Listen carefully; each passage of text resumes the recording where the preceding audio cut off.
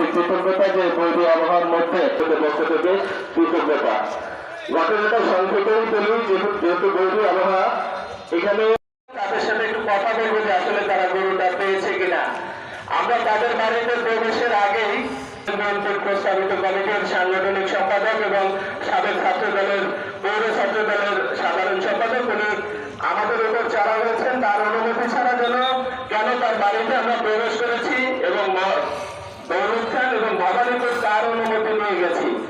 আমাকে যাওয়ার সাহস দিয়েছে কি এগুলো বলে তাদের বাড়ি থেকে আমাদেরকে শারীরিকভাবে লাঞ্ছিত।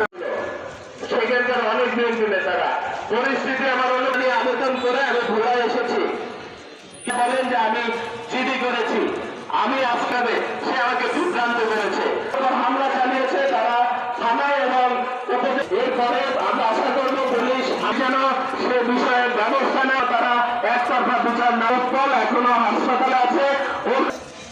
নির্মম হামলার শিকার হওয়া তথাকথিত সন্ত্রাসী কর্তৃক যেই হামলা হয়েছে তার তীব্র নিন্দা এবং প্রতিবাদ জানাচ্ছি।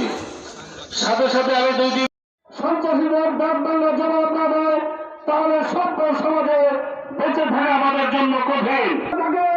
তাহলে সুস্থ সাংবাদিকতা করার জন্য আমরা আসলে বিভিন্ন জায়গায় ছড়িয়ে ছিটিয়ে পড়বো না। আপনারা জানেন দৌলতখান বয়ারপুর এখন সন্ত্রাসের রাজত্ব চলছে। এখানে চাঁদাবাজি, লুটতরাজ, জায়গা দখল, খাল দখল, মাছ দখল, পানি দখল, বালু উত্তোলন চলছে। এই নতুন বাংলাদেশ আগের পর থেকেই নিন্দা জানাচ্ছি। দৌলতখান এবং বয়ানের জন্য শুধু পুরো জেলাতেই, শুধু ভোলা সদরে একটু কম, কোন উপজেলায় নিউজ করার মতো পরিবেশ নাই। সেখানে এমন অপরাধ নাই যেটা হচ্ছে না। আমরা প্রতিনিয়ত সংবাদগুলো পাই কিন্তু লিখতে পারি না।